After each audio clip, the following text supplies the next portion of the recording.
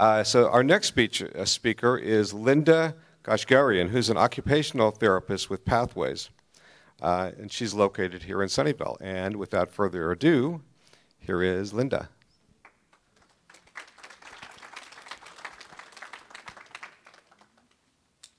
Good afternoon.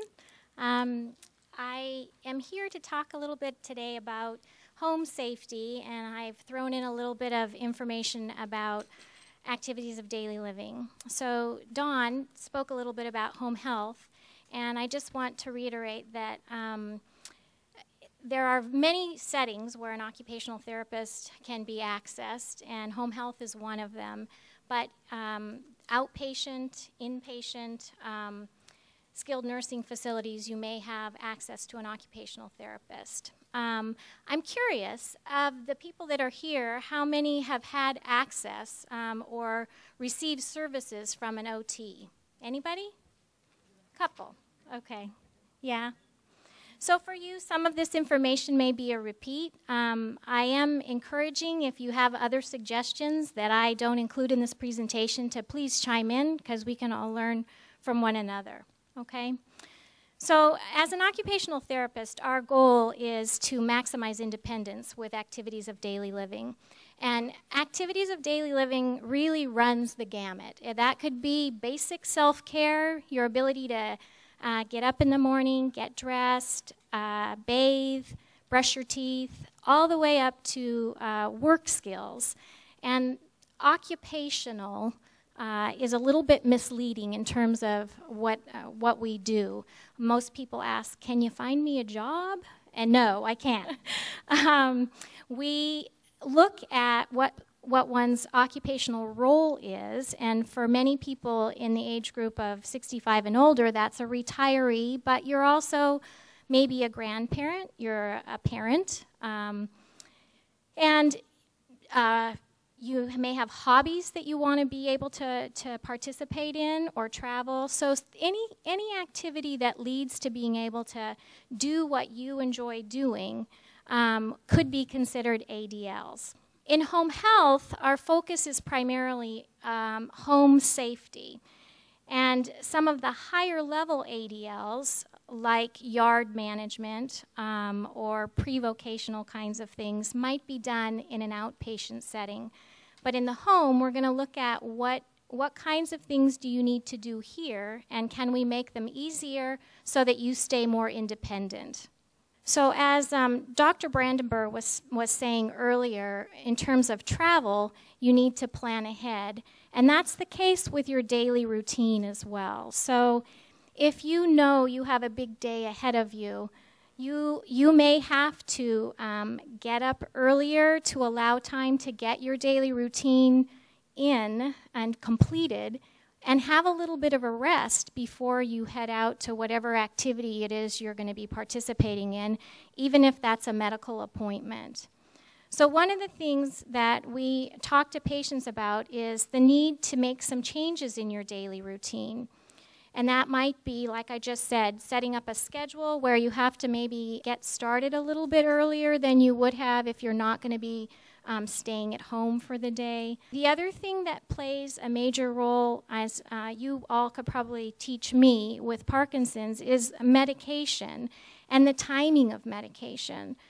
So if you know that the better part of your day, when you feel the best and are able to move better, that might be a time when you plan to do things that are a little more taxing, like bathing.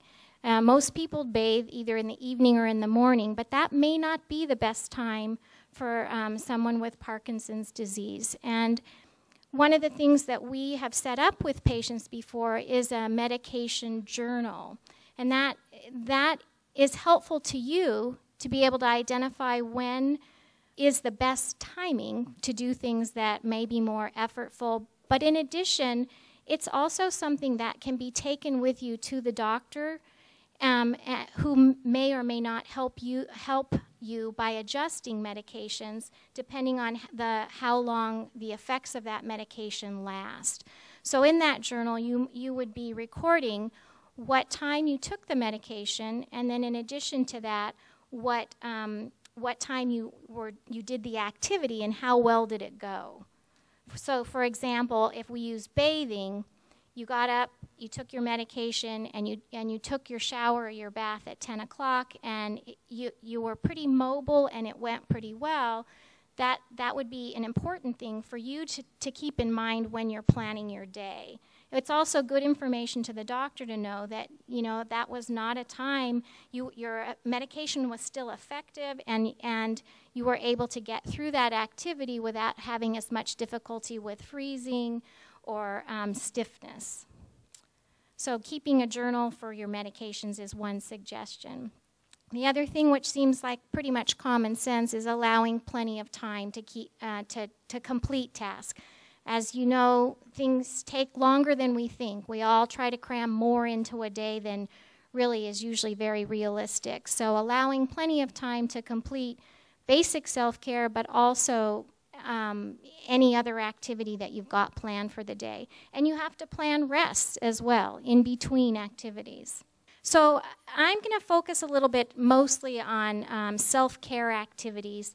In the home, we tend to look at basic self-care because that's what the focus is at that point.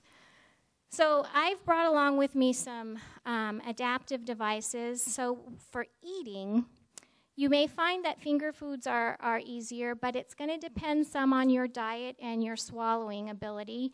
If you have difficulty with larger chunks of food or, as the doctor said earlier, hard candies or nuts, then maybe finger foods is not the most appropriate thing for you. But sometimes using utensils can be frustrating if you've got some tremors or stiffness that prevents that type of movement. So some potential options, maybe to help eating be more pleasurable and easier, are utensils with a larger handle. I have an example of that here. Or a weighted utensil. Sometimes when you have a tremor, using some type of weight can help reduce that and make it a little more steady. So any of you can come up afterwards and try any of these if you have interest in that. The other thing that you might find helpful is a plate guard. Sometimes people end up kind of chasing their food around the plate. And the plate guard fits on a regular dinner plate, and it's something to push the spoon up against the side of the plate and can help with making it easier to get it on the spoon to get to your mouth. Another option is a scoop dish. That's kind of a dish that has a side on it. So again, you would push the spoon up against or fork up against the scooped edge, and it makes it easier to scoop up the food. And then a spill-proof cup or water bottle. Those can be found in a catalog that has medical devices in it. But the other thing is now there are water bottles they're in Target and REI, they're everywhere, that are spill-proof, and any of the travel mugs. But again, it's going to depend on your ability to swallow, on how easy that is to use for you. In terms of dressing, of course, seated is the safest position. We usually would recommend that you're seated in a chair with your feet on the floor. And sometimes people dress on the edge of the bed, and it depends on the height of your bed on whether or not your feet can touch and be of support to you. But in terms of balance, having your feet flat on the floor while you're doing a dressing activity is pretty important. I have an aunt who fractured a wrist. She was standing to try to put on pantyhose, and I don't know what was in her head at that point, but it's not a very safe way to put something on when you're standing on one leg. So some possible modifications that you could incorporate if you find that dressing is difficult is wearing elastic pants or pullover shirts, because zippers and buttons can be difficult because of the fine motor coordination that's required. There are also plenty of catalogs and or websites at this point where you could get adaptive clothing that has elastic or Velcro fasteners on it. But the drawback of that is sometimes the Velcro sticks so tightly together, it's difficult to separate. So there are advantages and disadvantages to each of these things. The other thing, if you have difficulty reaching down towards your feet, or if balance is an issue, you could try something like a dressing stick that helps with reaching your feet, and you can lower your clothes using the dressing stick. This may or may not be effective. If you have difficulty with tremors, you may find this a frustrating activity, but it's a possible option. The other thing is a long-handled shoe horn. Donning shoes is usually a fairly taxing activity, just because you usually have to bend down, and if it's difficult to get your heel to slide in, using the long-handled shoe horn. Those can be found commercially and or in a catalog or a website. I think everywhere these days sells shoes with Velcro closures, so that's also an option to make getting your shoes on and off easier is Velcro closures. Elastic shoelaces is another option. That way you don't have to tie and untie a shoe. And there's also a thing called a shoe button, which fits on in the hole of one of the where the laces go through. And you keep your shoe tied. You just pull the tie across the shoe button to open up the shoe. You open up the lace to open up the shoe, and then you pull it across the shoe button to close the shoe. Bathing, again, this is an activity that we would recommend, that being seated is a safer position, but it also can conserve energy. That is a very taxing task for cardiac patients. That's something that usually they find exhausting after some sort of cardiac surgery. So the energy that's required for bathing is amazing, and until you have something that prevents you from doing it efficiently, you don't realize that. So some potential modification for that, if an OT were to come into the home, they would probably recommend some sort of shower seat or a tub bench. And in your handout, there is a picture of a bathroom that has been modified with a tub bench. That's something that sits, two legs of the bench fit inside the shower, and two legs fit outside, and it's a bench that goes over the top of a bathtub, so that you can sit down, bring your legs across, and be in the tub. We would also probably recommend a handheld shower hose, just to make it easier for you to reach places, and or if a caregiver is helping bathe, it's a lot easier to use the handheld shower hose than to be reaching up and down and all around. Soap on a rope can be beneficial. That's something that you can buy commercially or you can make. When I worked in a clinic, we actually had people drill a hole through a bar of soap and add a rope to it. So that's an easy option. Soap bars can be very slippery. You can lose track of them. There's potential for fall in a shower with that. Liquid soap with a pump is now an option as well. And then again, if you have difficulty reaching, there's long-handled sponges or a brush that could be used to help reach your feet or reach your back from a seated position. We're going to switch gears a little bit and just talk about how to set up your home environment in the safest way. And some of this has been talked about earlier. And a lot of these seem common sense, but I can tell you, having worked in home health, how many patients we see who have had falls or fractures as a result of some of this. So the first thing is you want to keep walkways clear and free of clutter. I think for all of us, we all have a lot of stuff, and it's easy to let things accumulate, but it's really important if there is any difficulty with mobility that the walkways are clear enough to allow enough room for a walker or a wheelchair to get through without bumping into things. Pick up throw rugs to prevent any kind of trip or a fall. This is probably one of the most common things that we see people who have had hip fractures. They've tripped and fallen and ended up with a fractured hip. So we want to avoid that at all costs. Keeping a cordless or a cell phone nearby so it's within easy reach. I have examples of a patient who was reaching for the phone, overreached, and fell out of the chair as a result of that. So keeping it within reach is also something that we can all do if we plan ahead. Making certain that the rooms are well lit, and this is especially true even at night with some sort of night light, whether that be in the bathroom, the bedroom, the hallway.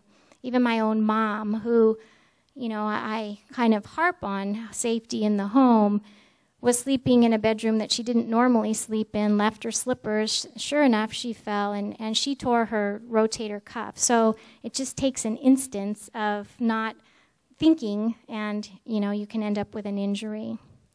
The other thing that we see, and we've seen in home health, is people who have tripped on a pet. So it's great to have a pet in the house, a dog or a cat, but you just want to be mindful of where they are, and when you get up to move, that you plan your movement accordingly. Something else that may be helpful for you if you have difficulty with freezing is if you place a piece of tape in the doorway, sometimes stepping over that can make your movement be more continuous. As far as what you can do in the bathroom, for bathing, I already talked about that we can recommend a tub transfer bench or a shower chair with a back, handheld shower hose, installation of grab bars. That's a critical thing. I think we all know that the bathroom has a lot of potential for falls. And having a grab bar installed where you will be entering the shower or the tub. So on the handout that I provided, there is a picture where a grab bar is, if this were the shower stall here and you had to step over the threshold, there's some sort of grab bar for you to hold on to as you enter and exit the shower or the tub. Use of a non-skid mat inside the tub is very common, but we would also recommend that outside the tub so that when you get out of the shower, there's a non-skid surface that you've landed on.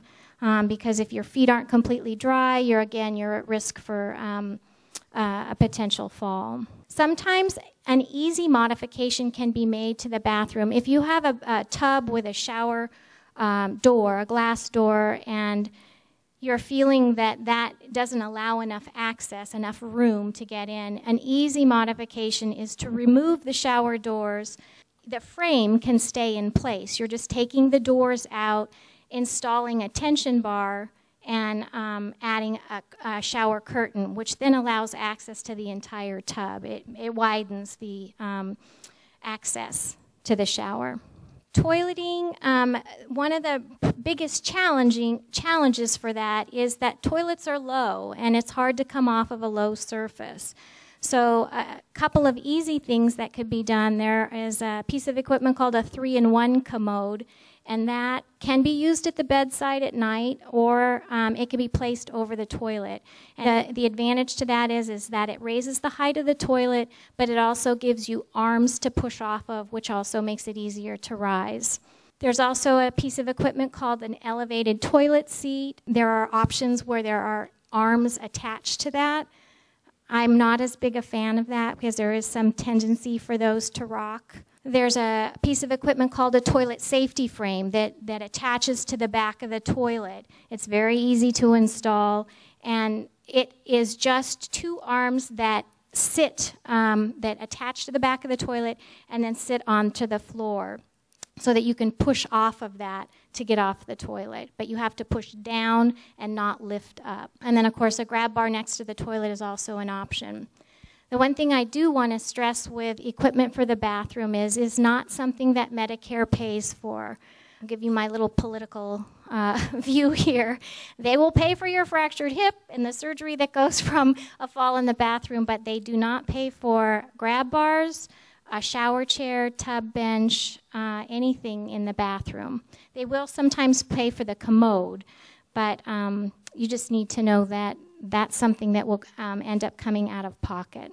In terms of the bedroom, some of the options that you can maybe look to make movement easier. We all know that coming off of a lower surface is harder, so raising the height of the bed may make it easier to get up in the morning. So there are risers that could be put on the bed, or a hospital bed is an option if it's too difficult to come from lying down to sitting up. Something else that can be helpful is a bed rail, and there are many different types of bed rails, ones that slide under the mattress, or ones that actually attach to the bed and that you can lift up. There's also a type of grab bar that goes from the ceiling to the floor that can be beneficial with transferring to the bed if you need to hang on to something when you're going from a chair to the bed. If the blankets or the sheets are heavy and it's prohibiting your movement, you might think about a foot cradle, and that can be ordered through a medical supply company, or even the use of some kind of a box, a cardboard box, that raises the height of the blankets at the end of the bed so that your feet are free to move and you don't end up fighting with the covers to make a turn in bed. Just other things to think about in your own living space is sitting in a chair with arms makes it easier to come up. And then some of you may have seen lift chairs that have a motorized component that help bring you from a seated to a standing position. That is something that Medicare will help pay for the motorized component of that chair. They won't pay for the entire cost of it, but it does help with the cost of that. And the other option, if it gets too difficult to move, is the use of a mechanical lift, like a Hoyer lift, to get from bed to the chair. So here, these are just some strategies for household mobility. Getting out of bed sometimes is a challenging activity due to the stiffness in the morning. And I gave you a handout that just shows a strategy of rolling to one side with your knees bent, and then using your arms to help push up, as opposed to trying to come straight up, using your abdominal muscles, which is it's a much more difficult way to come from a lying down to a sitting position. Sit to stand, I have already mentioned that a higher surface is easier to get off of than a lower surface, but I'm going to have all of you participate in this activity just to make my point. I want all of you to sit with your feet flat on the floor and scoot your bottoms back so they're against the back of the chair. And then you're going to put your feet kind of away from the chair a little bit so that you're greater than a 90-degree angle, meaning that your heels are not tucked under, but they're kind of just right under your knees. And then I want you to try to stand up from that position. Okay. Okay. So, right, you're absolutely right. You have to lean further forward. So now we're going to do a different activity, which is you're going to scoot away from the back of the chair so that your back is not touching the back of the chair. You're going to tuck your heels underneath you and then try to stand up. Which is easier? Yeah. So that's just a strategy if you are a caregiver and or someone who has difficulty with movement. A couple things that make it easier. Scoot to the edge of the chair, tuck your heels underneath you, make sure your feet are flat on the floor, and it's easier to come up. Okay? And then mobility devices, I think probably all of you are already aware of many different types of mobility devices. There's a single point cane, a quad cane, a walker. If you have a pickup walker or front wheel walker, you can always add a basket or a bag to that so that you can carry things and keep your hands free of being able to try and carry something while your hand is on the walker. And Medicare will pay for one mobility device. If you're in a situation where you need a wheelchair, maybe for community mobility or even within the house, best to have Medicare help pay for the wheelchair and then pay out of pocket for a cane or a walker, a lot less expensive that way. There are a couple of catalogs. Enrichments, which is Salmons and Preston, who provide a lot of the adaptive equipment. And then Functional Solutions is North Coast Medical. This is a local company located in Morgan Hill and will deliver things within 24 hours. Usually they'll ship them. So I have copies of these that if you want to take a look at them, you're welcome to come up afterwards. And then just medical supply vendors in the area. I've given you a list of these resources. If there is equipment that you need, by no means is this an exhaustive list. This is just people that are local, and I tried to find places from San Jose up the peninsula. That's it. Thank you very much. I think I learned a few little tips. I was able to stand up myself. Our next speaker is from PPSG, the Parkinson's Patient Support Groups, and Charmaine Ng is one of the leaders of the organization, and she's on her way up. Thank you.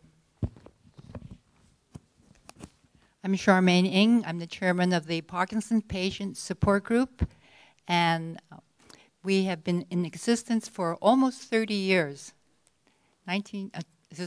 since 1981. And we serve the Parkinson community, the patients, caregivers, family, and friends by sharing information and treatments and latest developments in Parkinson's.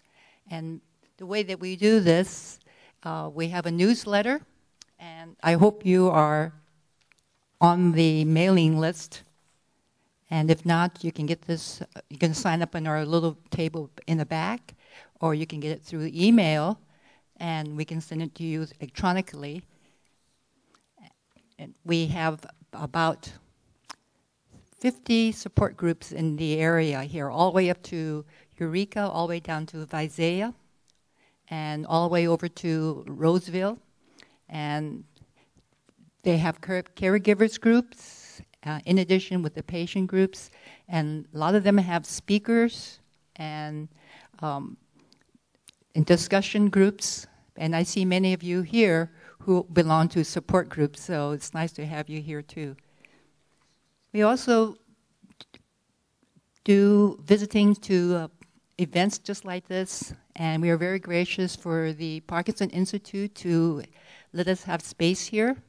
We have an office in the building here, and we meet here once a month, and we welcome anybody who is interested in participating in our group to come to our meeting, our board meeting.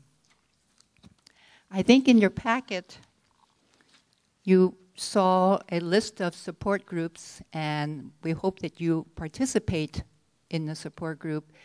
Some of them have speakers, and some of them have just discussion groups, but it's very beneficial to be able to meet others and share your concerns and ideas and hear from how other people handle their situation.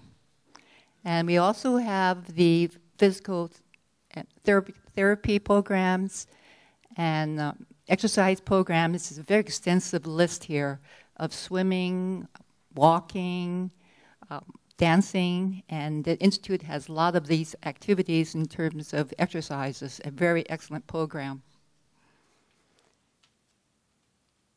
We also give out DVDs. Some of them are authors who have written books, and we have recorded some DVDs of them, so if you're interested in getting them, you can look onto our website. It's very extensive, and I'll talk about that in a moment. And our website consists of many activities. Once you log on to it, you'll see a lot of things on there. First of all, our newsletters that we send out, which is one of the most important things that we do. It's also electronic, and you can log on to that, and it tells you all about the activities. That's for that month. We have about 8 issues, and all this is all our newsletters are free. There's no cost to that at all. We also give care packets for, caregiver packets for anyone who's interested in it. So if you're interested in getting a packet, we'd like you to come back and sign up back there. We have some tip sheets today. And if you haven't gotten that, you can come back and get one of those. And we also have little folders that you're welcome to take with you. And we have a new patient packet for people who are just recently diagnosed, and it's a special packet for them. And again, you can request for that. And on our website, we have a list of all the resources and links that you can get more information of organizations. And of course, the institute's on it, but there are other like Michael J. Fox, the National Parkinson Foundation, but many, many resources that you can know more about the Parkinson disease and the developments. And also with the electronic, we have it called e-blast. And e-blast sends out the latest events that's going on, like today. Sometimes you don't read about it in the newsletter. It may come out just recently.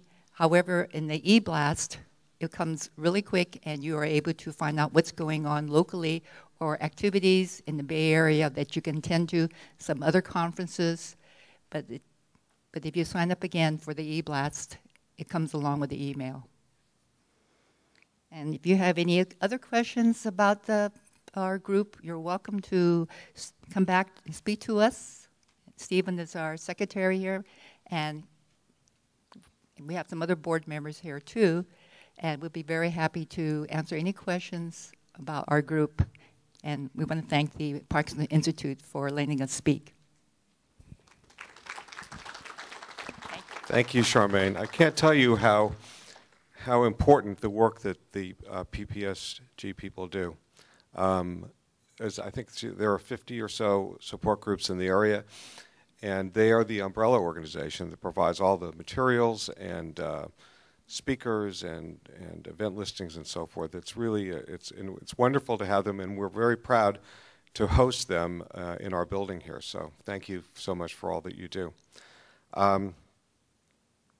She mentioned one thing that happens to be on my favorite list these days, and that's our PD dance group. Are any of you in the PD dance group here? There we go. There we go. So they are performing actually on December 14th, and you're all invited to come watch. It's an inspiring group of people here in this room on December 14th. And my fundraising pitch for that is we're trying to get some donations to pay for a remote mic. One of the instructor, Damara, who's very talented, the only problem she has is her voice is not quite loud enough to reach all the way across the room. So we are looking for donations, and it costs about $300 or so for us to get this new microphone. If anyone's interested, any of the dance people or any of the other people who are interested in dance, again, we're always willing to accept donations. Yes, it is free. It is free. Our final speaker is Brandon Nguyen, and he is our in-house social worker. He specializes in anxiety, or the relief of anxiety. I guess that's the better way to put it. Brandon. Well, let's see how well that works on myself for this presentation today. So we'll see. My name is Brandon Nguyen. I'm the licensed clinical social worker. Can you help me put on the PowerPoints? And this week marks my second anniversary of being on staff at the Institute. I provide individual counseling, consultations for caregivers and families, and I also have the privilege of running a wonderful support group for couples here at the Institute. So today I'll be talking about strategies for emotional coping. Now this is a very big topic.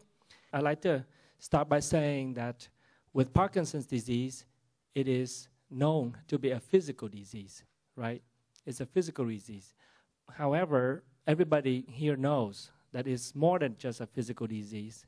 It very much affects the emotional health of patients and the families, the relationships, and also the spirit. But how do we talk about that? It is so difficult to talk about something that we can't define and we can't put a finger on. So I was thinking about what to call it. Instead of calling it Parkinson's disease, I decided to call it the Parkinson's ghost. You know, a ghost is something that is invisible, but it certainly could affect your minds and spirits in very significant ways. So what does the Parkinson's ghost does? Well, it torments your mind, it haunts your relationship, and it scares your spirit. And I'm going to talk about each one of these. So first of all, how does Parkinson's ghost torment the mind? Well, this is what it basically says. It says that you will be out of control. Well, with Parkinson's disease, sometimes you feel out of control and sometimes you don't. But having the illness, it always kind of haunts you. You know, you don't know when and where you're going to be out of control. But this is something that it scares the person who has the disease all the time. Persons with Parkinson's disease are very prone to anxiety and depression. Dr. Benneber earlier talked about that. And depression, let's define it a little bit. To me, it's like a dark, stormy day. And anxiety is like a lightning and thunders. You know, it gets people kind of jolted and scared and, you know, jumpy. And depression and anxiety tends to strike you when you're tired, when you're having an important deadlines, when you're having social events, and basically it can strike you anytime. That's what the disease itself does to the mind. So what it does is that it sends you into a vicious cycle. You have negative thoughts and emotions, and then it sets you on a irregular heartbeat and breathing pattern. And then from that, it gets you to have more symptoms, such as tremors, shaking, and rigidity, and that gives you more negative emotions. You know, so this is a vicious cycle that the disease sends you to. So I'm going to move rather quickly here. We're going to talk about what are some of the best ways to break this vicious cycle. Now, in this particular vicious cycle, I have to say that it's difficult to control your negative emotions and thoughts. You know, your thoughts come as is. There's nothing we can do about that. And there's nothing that we can do about the symptoms either, like the shaking and the tremors and the rigidity. The more you try to control them, the more out of control you can get. The only thing that you can really do something about is really about your heartbeat and your breathing patterns. Okay? And that's basically one way to stop this negative cycle. And this is the method that is called mindfulness. Can I have a show of hand? How many of you are familiar or practice mindfulness? Okay, I see a few hands. That's great. So let's talk a little bit about what mindfulness is. So with mindfulness, you can concentrate on a particular thing like your breathing, and then you try to regulate your breathing. You try to have deep and slow and rhythmic breathing. This is a graph that shows how simply by breathing right can really put a brake on your anxiety. This particular graph right here came from one of our actual patients that we did here at the Parkinson's Institute. He has Parkinson's. And if you can see right here, the first part of the graph, the heart rate is very irregular. This is his normal state. This is when he's stressed. But after he started to concentrate and relax and breathe, his heart rate becomes a lot more steady. It can happen very quickly. So this particular box right here in the bottom left, it shows his level of relaxation. In the first box, in the first bar, it was pretty flat, meaning that he wasn't relaxed at all. But shortly after he concentrated on his breathing, his relaxation level goes up. And then it fluctuates. It goes down, and then it goes up, and it goes down. But generally, by simply focusing on his breathing, becoming more relaxed and more self-aware, you know, he can feel more relaxed. And what we have found is that when a person is more relaxed, you are able to ease off the Parkinson's symptoms. You know, it may not eliminate it totally, but it can ease off and give you a sense of peace and centeredness and being in control again. And by the way, this is one of the exercise and that I provide here at the Parkinson's Institute. If you'd like to have a consultation to look at how your stress response is and, you know, finding the right rate and rhythm for your breathing, we can certainly set up an appointment for you, and then we can walk you through this exercise. What else can we say about the mindfulness skills? First of all, it is about being self-aware physically and emotionally. Now, you might be busy doing something, but if you take just a slight moment to ask yourself, how am I doing emotionally and physically? That's being mindful. And mindfulness is a non-judgmental attitude, and it's anchored in something steady such as breathing. It's a non-judgmental attitude. You know, if you're stressed, if you're anxious, you know, you just allow yourself to be. You know, don't try to fight it. This skill can be strengthened by exercises such as walking, yoga, tai chi, and dancing. So all of the physical exercise has a natural ability to strengthen your mindfulness skills. And mindfulness does not necessarily stop your thoughts. What it does is that it reduces the intensity of your emotions. So the whole idea of empty your minds and not let any thought come into your mind is not necessarily true.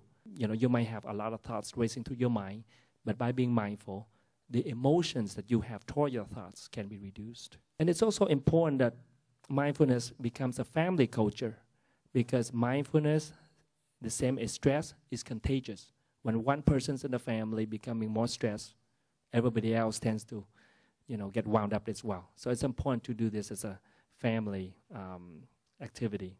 And what the mindfulness does is also tells you that if you have a bad experience, you know, it'll remind you that this too shall pass. You know, so it's going to be okay. So it helps you with having a more positive attitude. So living with Parkinson's is extremely challenging. You know, your level of energy and your level of emotional health is reduced. So it's important to do what, like I say here, is live within your means. That means that to be aware of your energy level is very important. You know, your level of energy will fluctuate. The morning is very different from the afternoon. It will be different from day to day. It's important to acknowledge to yourself what is your energy at a certain point in time. A good way to think about it is, do you feel like a full tank? You know, like full tank of gas, or a half tank or depleted. You know, that's one way to kind of gauge yourself. If you're at a full tank, then go for it. Whatever activities you have planned, you know, carry it out. If you're a half tank, slow down. But if you're depleted, then you need to rest. Know your stress level and vulnerability. Now, we're coming up with holidays, and social events are actually very stressful times. Social events make people feel more vulnerable. We don't have any control of people's perception and judgment of us. You know, absolutely, we don't have any. And people's judgment and perception of us are very important. So naturally, social events are vulnerable times.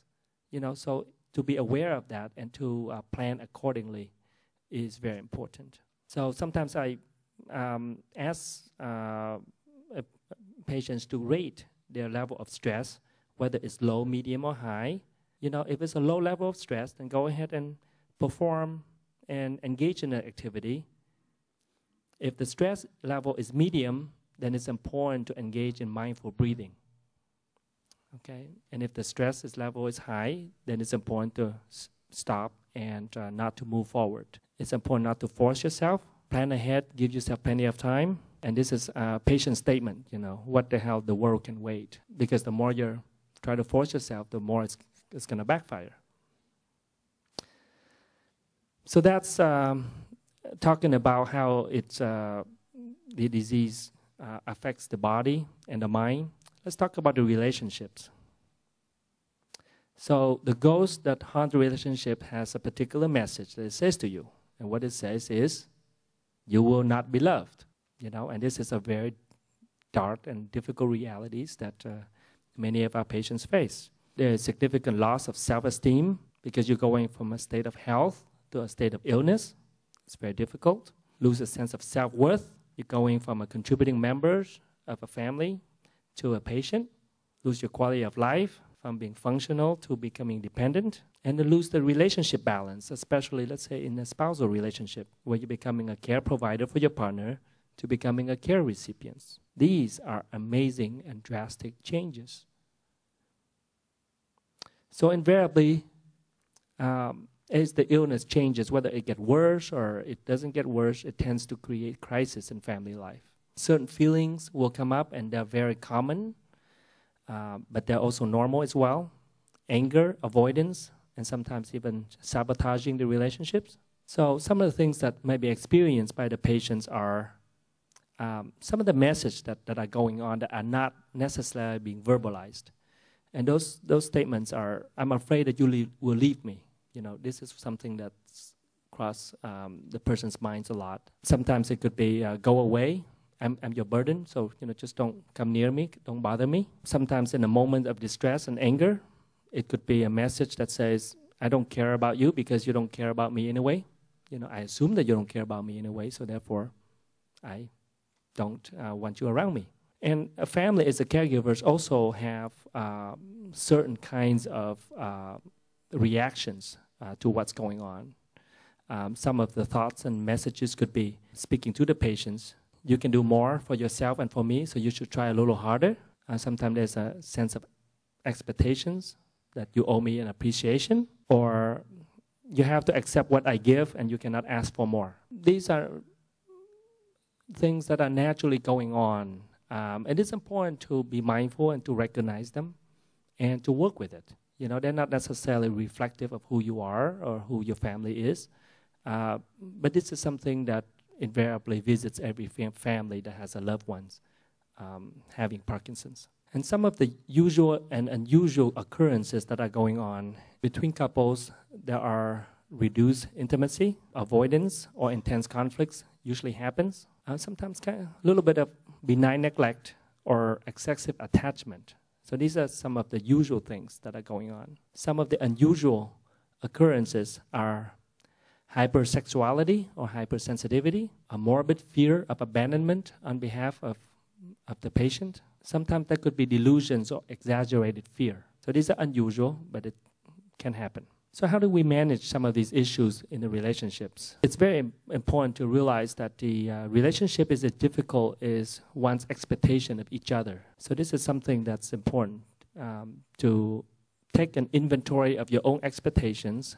When you're in doubt, check your own needs. And relationship is made one moment at a time, and it's important to protect the moments together and build your own support circle and make plans. If you're in a couple, the husbands and the wife needs their own support circles. And it's important not to just rely on each other alone for support. So making plans, what are some of the things that we've talked about here at the Institute? It's very important for patients and family to recruit what we call a deputy caregivers, because you have one spouse who is the patient, you have the other spouse who is the caregivers, but that's not enough.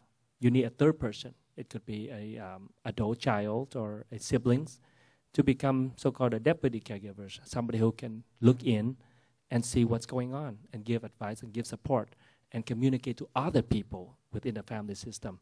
Tell them what's going on and tell them when to chip in when it's necessary. Second is plan for the worst in order to free up energy. What I mean by that is, planning for when things doesn't go right or when you need a higher level of care. It's important to put in a concrete plan just so that you can remove that element of anxiety and concerns so that you can free up more energy to focus on your daily life. Use counseling services, review situations. There are psychotherapy services, there are legal services. It's important to consult with those folks. Do relationship tune-ups. This is a word I use. As families going through a lot of changes over time, it's important to kind of regroup, talk with someone, and just kind of check in. How's everybody doing? How are we doing as a family or as a couple? It's would be very worthwhile to do so. And as the disease progresses, it has a tendency to victimize the relationships. So the relationship tune-up can also help families and couples to manage those kinds of difficulties and move it toward a more thriving mode. So the last thing I'd like to cover is how this particular ghost scare your spirit. So this is what the message of the Parkinson's ghost says to the spirit. It says something along the line of, you will die a painful death. And this is very scary. It doesn't get talked about. But this is the fear that actually exists. And when I ask patients, what about death that scares them? And this is some of the answers I got. The sense of emptiness really scares people. Not being remembered is another one. Unfinished work, separation from loved ones, and pain. So those are the most common comments. However, this particular fear, even though it doesn't get talked about, but it can still be managed.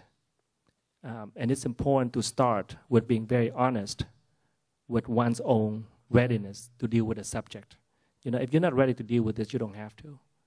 But if there's a part of you that feels that you can deal with it and you can talk about it, it's important to talk about with someone, especially like counselors or a clergy.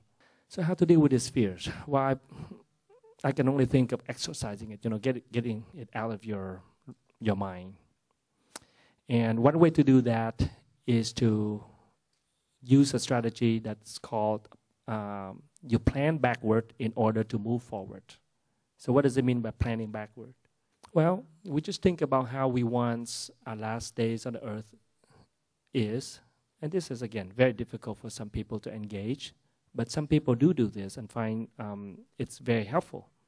They think about how they want their final time to be, how they want to be with their loved ones, what kind of goals they want to accomplish by that time, so that they can realize what they need to do now in order to achieve those goals.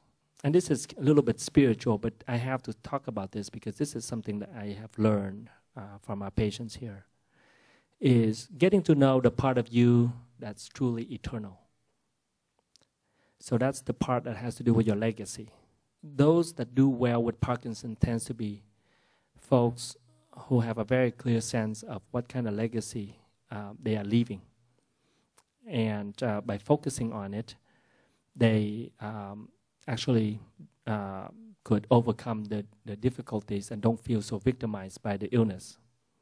I keep having people coming to me and saying, I see my mom or my dad or my loved ones going through Parkinson's, and it just does something for me. I see my problems are not as big. Some of my losses are not as difficult. Seeing a loved ones going through illness with grace, with dignity, and with love gives them a sense of strength. And that is an invisible gift that stays with them forever, for the rest of their lives. So in many ways, by handling the Parkinson's disease well, spiritually speaking, that's a kind of spiritual caregiving for the next generations or for loved ones. So to summarize the strategies for the thriving, exercise mindfulness to reduce mental stress, accept personal limitations and build on relationships, and just exercise the fears and build on your legacy. And that's basically what I've learned from our wonderful patients here. Thank you.